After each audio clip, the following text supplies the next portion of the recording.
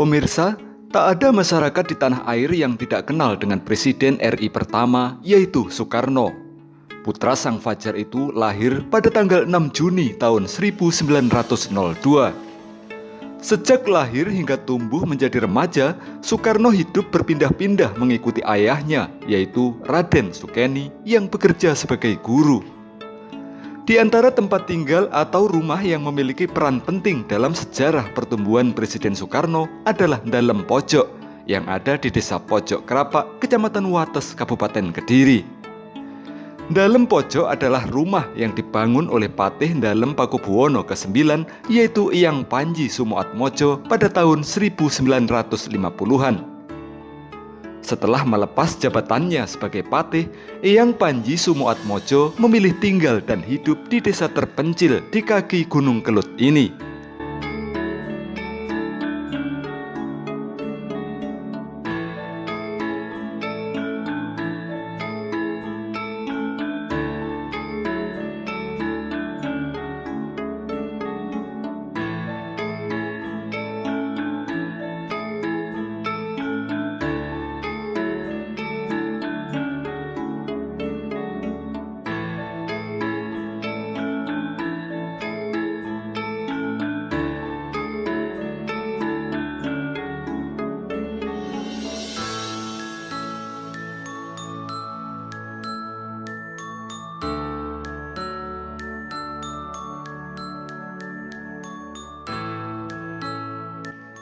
Kisah Soekarno diawali dari pohon kantil yang ada di halaman Dalem Pojok.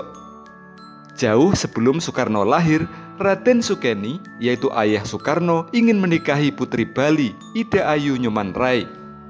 Karena gagal, pada tahun 1897, Raden Sukeni kemudian datang ke Dalem Pojok menemui Raden Mas Panji Sumosiwoyo, putra dari Eyang Panji Sumoatmojo. Oleh Raden Mas Panji Sumosiwoyo, Raden Sukeni kemudian diberi bekal berupa bunga kantil yang ada di halaman Dalem Pojok. Dengan membawa bunga kantil tersebut, Raden Sukeni kemudian berangkat lagi melamar Ida Ayu Nyoman-Rai dan berhasil hingga kemudian keduanya menikah dan lahirlah Raden Kusno, nama kecil dari Presiden Soekarno. Pohon kantil yang memiliki cerita sejarah dengan kisah lahirnya Soekarno hingga kini masih dilestarikan di halaman Dalem Pojok.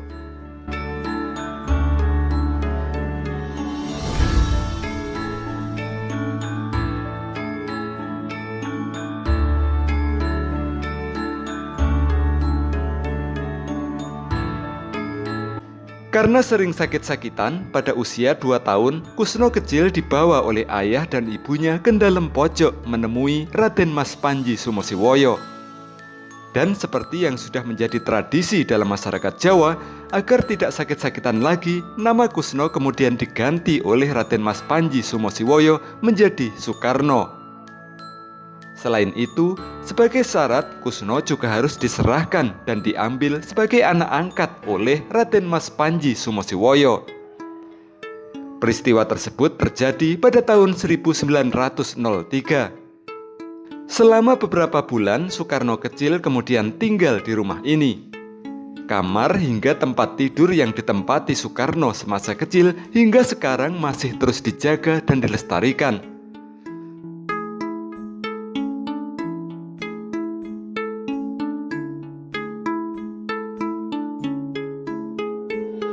Bahkan ternyata tak hanya saat masih kecil saja, dalam perkembangannya, Soekarno yang sudah menganggap Raden Mas Panji Sumosiwoyo sebagai orang tuanya sendiri, akhirnya juga sering pulang ke rumah ini. Kamar Soekarno muda hingga saat ia sudah menjadi presiden, hingga kini juga masih terjaga keasliannya.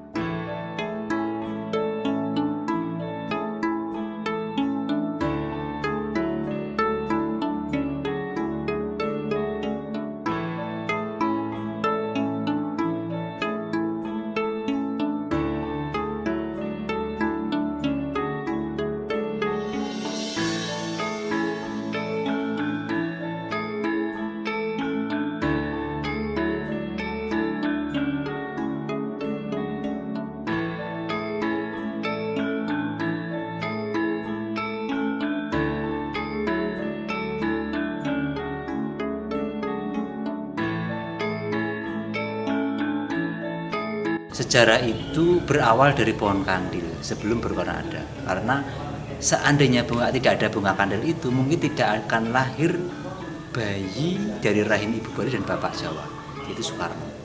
Ada apa dengan bunga kandil? Bunga kandil itulah yang dipakai oleh Raden Sukeni, ayahnya Bung Karno, untuk meminang Ida Ayu Nyoman Rai Serimben. Karena waktu itu kan ada masalah karena perbedaan macam-macam itu tidak bisa dilaksanakan. Kemudian menggunakan bunga kandil itu untuk mendapatkan hatinya Ida Ayu termasuk keluarganya. Setelah itu tempatnya di mana bunga kandil? Bunga kandil kan di depan ini. Kemudian di bunga kandil itu dibawa ke Bali gitu. Jadi Bung Karno ke Bali, bapak punya Bung Karno di Bali dapat masalah itu, dia pulang ke sini minta nasihat, terus dibawain bunga kandil itu dibawa ke Bali. Nah, cerita ini yang menarik ada juga di Bali gitu. Jadi cerita bunga kandil ini sudah menjadi cerita turun-temurun di kalangan keluarga, tapi ternyata ada di Bali sama. Nah, malah pernah dituliskan oleh Profesor Nurdin Bahadur bukunya. Ini yang membuat istimewanya bunga kandil itu. Setelah itu tinggal di mana bapaknya Bung Karno? Masih di Bali, menikah di Bali kan, menikah di Bali, kemudian punya anak satu di Bali, kemudian baru pindah ke Surabaya. Nah, dari Surabaya kemudian pindah ke Pelosok Jombang. Dari ke Pelosok Jombang sakit seperti diceritakan di ibunya Sindi Adam itu, baru pulang ke dalam Bojo. Usia berapa sampai usia berapa tinggal di rumah ini? Tinggal di rumah sekitar usia 2 tahun. Sampai tidak lama, hanya beberapa bulan. Cuma kemudian bolak-balik. Jadi Jombang Kediri cuma bolak-balik begitu. Menjadi tempat pulang. Menjadi tempat persinggahan lah sebenarnya ya. Cuma ini terus berlanjut. Kenapa Bung Karno lebih suka pulang ke sini? Apa memang orang tuanya di sini? Sebenarnya mereka ada ikatan secara keluarga, kedua secara ideologi. Jadi kan begini, yang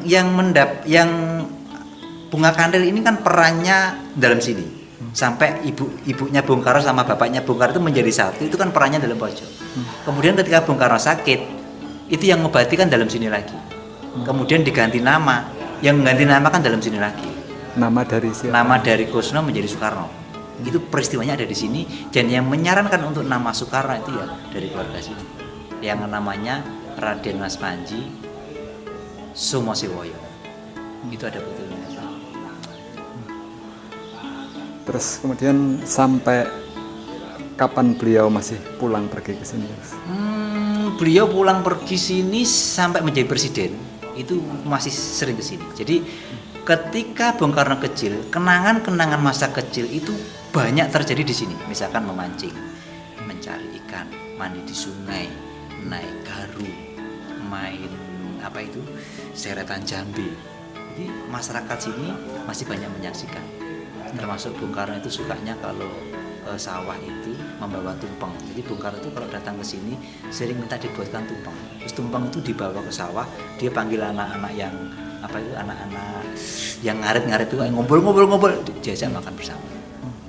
Banyak kenangan-kenangan Bung Karno yang terjadi di sini, dan cerita seperti ini bukan hanya di keluarga kita, itu juga terjadi di masyarakat sekitar yang punya kenangan-kenangan seperti itu. Nilai-nilai apa Mas yang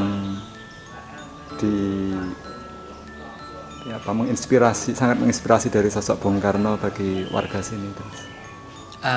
Yang pertama, Bung Karno itu tidak pernah membeda-bedakan, artinya sangat dekat dengan masyarakat.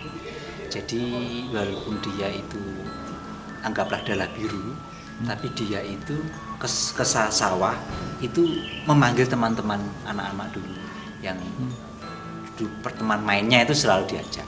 Bahkan dulu pernah suatu saat ketika dia presiden ke sini, ketika Bu Fatmawati itu hamil Mas Guru, itu Bung Karno itu nyidam, ibunya Mas Guru namanya Fatma itu nyidam ikan.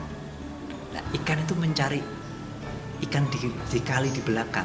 Itu teman mancingnya dulu dipanggil, dan dia sebagai presiden itu jegur mencari ikan. Ya temennya yang suruh nyari, tapi dia akhirnya juga masuk ke sungai. Itu pas presiden. Ada orang kaget itu.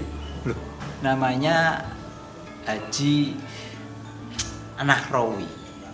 Jadi Haji Nahrawi dipanggil gitu, dipanggil, suruh manggil Haji Nahrawi. Orang juga kaget kok begitu ini ya, ternyata memang teman-temannya dulu ketika masih kecil di sini. Artinya Bung Karno sangat dekat dengan masyarakat. Kenangan yang lain, Bung Karno itu suka bagi-bagi. Kalau ke sini suka bagi-bagi uang, suka bagi-bagi apa gitu. Jadi kalau presiden ke sini misalkan, itu anak-anak kecil itu mesti ngumpul. Jadi begitu mobil itu datang, wes apal. Bung Karno kok bapak ikut ketika mobil datang, kalau dulu kan masih berdedu Mas, itu masih apa ya? Pasir ya. Banyak debu. Itu apa angin tuh bus kan begitu. Anak cilik-cilik wes mulai Bung Karno datang gitu. Ngumpul mesti dikasih uang bagi-bagi gitu. Itu menjadi kenangan-kenangan anak sekitar sini. Termasuk siapa yang bisa menyanyi, siapa yang bisa menembang itu dikasih hadiah spesial.